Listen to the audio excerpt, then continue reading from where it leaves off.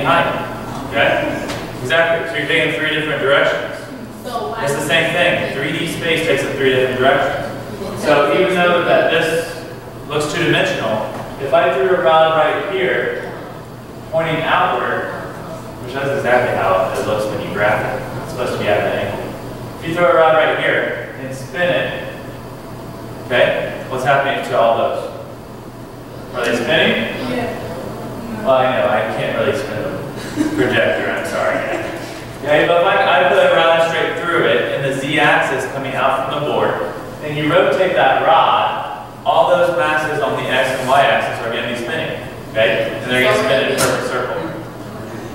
So if I was to calculate my moment of inertia, what's my mass? 10. Because it's all of those masses that are spinning around that rod. Okay? So it's mr squared. Mass, I'll write mr squared. 10 kilograms times your radius, which is the exact same if we're assuming a perfect cube. We're going to assume. And that will give me 1.76 kilograms times meters squared. Okay? Instead of 1.8, that's why I'm just telling you what your calculator is going to say, so you don't freak out. Okay? Sound good? 10? Got all the masses. Alright? This is a slide that you A, can't see on your paper, B, can't see up there, and C, you definitely need. So we're going to take a couple minutes.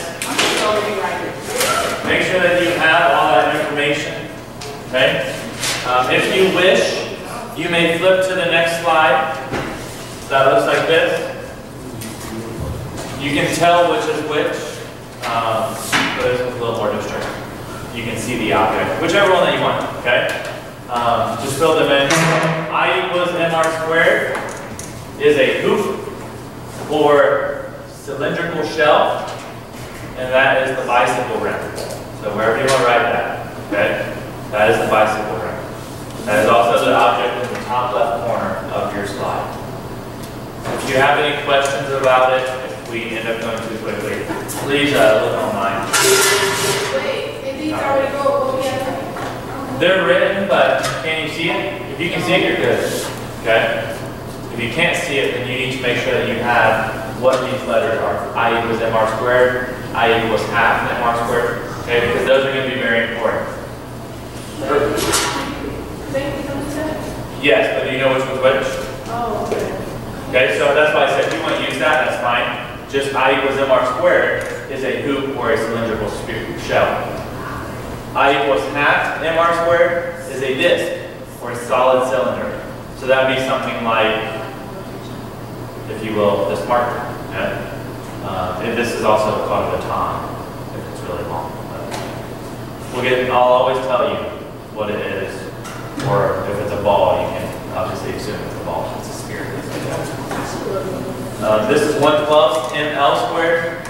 The reason they put L instead of R is because the rod, we're curious about the length of the object. Okay, something that's extremely long, might be pretty thin, we consider those rods. And if it's rotating through the center, so if I have this pencil rotating through the center of it, that's going to be the 1/12 ml squared. If it's rotating through the end of it, as depicted in the bottom right, that's where it's just like going like this.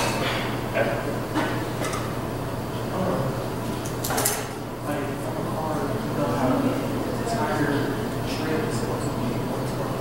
$116.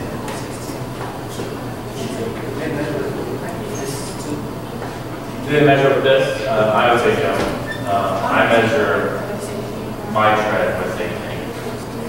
You stick the penny in the tire, and if you can see, Lincoln's head is like, whoever the guy is. If you can see Lincoln's head, full head, then you know you have that tire tread on. If you do, his head's kind down and then you know your tire's good. That's typically how.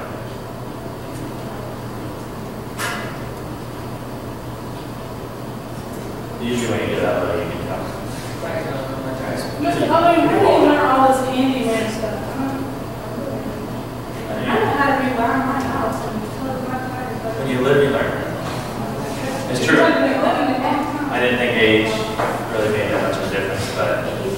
I didn't know I did that stuff before I get there. So they're just writing down what he's saying.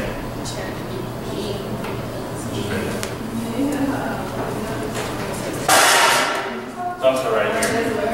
They're just writing down these.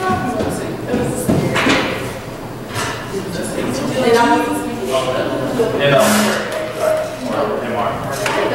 All MR is NL.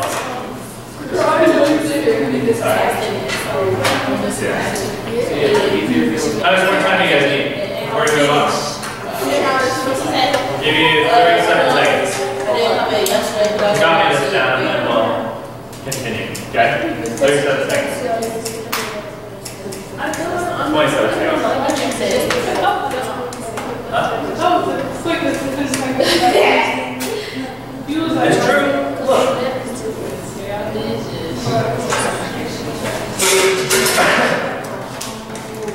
10 seconds.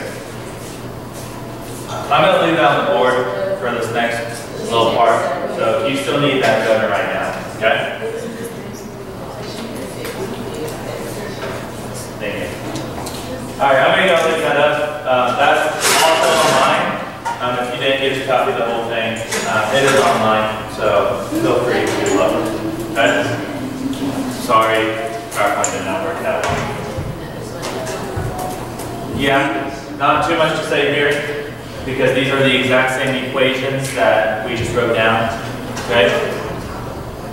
Alright, we're going to do an example real quick. See? Okay? We have a bucket attached to a string, and then it's going to obviously rotate that spindle at the top. We're going to treat the spindle as a solid cylinder. And the first question we have is, what is the moment of inertia? So, how do we calculate the moment of inertia of a solid spindle, or solid cylinder? Half would be mr squared. Okay? Exactly.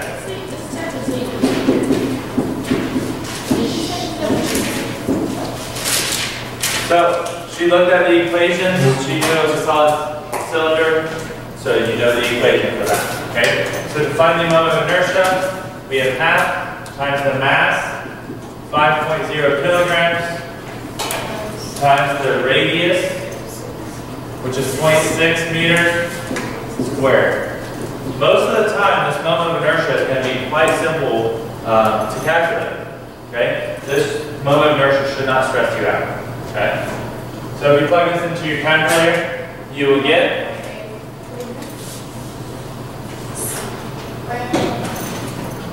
0.9 kilograms meters squared. Okay? 0.9 kilograms meters squared. That's part A. Part B, and then I'll switch boards. I won't go any lower than that. If the tension on the rope is 10 newtons, what variable is that in general? On the rope, that's the... Well, if this is tension and 10 newtons, what variable? T. Tau is not newtons. Force, yeah. Okay? Force is always newtons. And newton meters is going to be your tau, which is your torque. If the tension of the rope is 10 newtons, what is the angular acceleration of the wheel? That one seems a lot more complicated. Okay? What's the only equation that you guys that I threw at you today? What's the only equation? Yeah, another 3 or 1. Oh, I threw you 2. So The sand? I thought I knew 3 or 1. Is tau equals what? I alpha. Theta is the circle with the... Well, I knew what you meant because I know the equation. And it's perfect. So, this is tau, which is your force times your lever arm, equals your moment of inertia times your angular acceleration. Okay? So, we have the force, we don't have tau. So, you can substitute in for tau, force times the lever arm.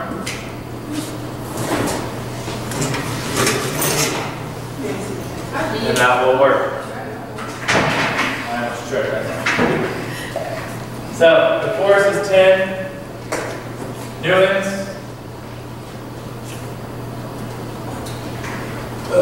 I won't write any of it, I promise. Okay? 10 newtons times the lever arm. In this case, 0.6 meters. why? Because that's the distance, that's the radius. Because that is the radius, you're exactly right. Because that's what's going to affect that spindle, because the cord is 0.6 away from the actual axis of rotation. Yep, because lever arm is distance away from the axis of rotation. Okay? That's what the lever arm is. So you're exactly right, 0.6 meters, and that equals your moment of inertia times alpha. You divide by 9, and you will get alpha equal to 6.67 radians per second squared. Okay?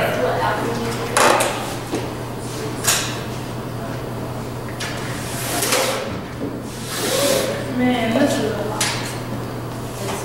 That's not bad. It's not. That's a lot.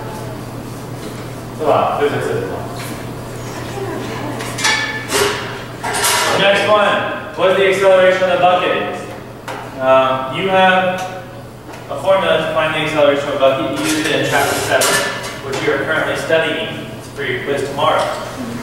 So, what is one formula that you know in chapter 7 that you can use for your acceleration? Linear acceleration, because the bucket is not swinging or in a rotation.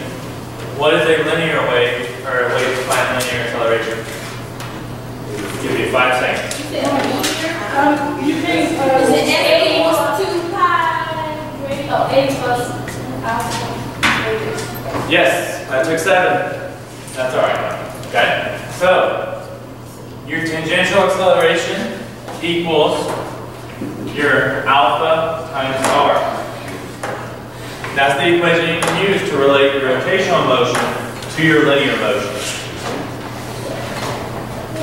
So we're trying to find the linear motion of the bucket, and that is alpha, which we know is 6.67 radians per second squared, times the radius, which is 0.6 meters. The tangential acceleration will end up being 4 meters per second squared. Okay. Because the bucket must be going the same velocity as whatever is coming off of that spindle, which is the case because it's attached to the bucket. Okay. The last one, you're going to find the easiest. Okay, the way that we're going to solve the last one is by using Newton's second law. What is Newton's second law? Force equals mass times acceleration. This is the way that we're going to do it. F equals ma, because that's the easiest way to do it. 10 newtons equals mass times our acceleration of 4 meters per second squared, and that'll give us a mass of 2.5 kilograms. Okay? What you notice is that it does not say 2.5 up there. Okay? Sorry. Why? I wish I could answer that. Where did you get this from? I got it from Michigan State and Wisconsin. Those are the 2 universities that use these power lines. So, sorry. But a lot of things were messed up in the slides. It wasn't necessarily their fault. It was kind of the converting of the PowerPoint to another PowerPoint. Why can you use that? I think what's in it? Yeah, I need to find the mass of the bucket. So I simply equated. So that's why I did it. Okay? Because the acceleration of the bucket is the force that's pulling down. Okay? Which is equal to the tangential rotation. Okay? It might have some hidden meaning in this, but I'm not going to worry about it. Okay? Alright. Let me check the time. We have 18 minutes to get through. Yes. Let me see how many problems I still have left. 1, 2. No, we're skipping some, don't worry. 3, 4. 3.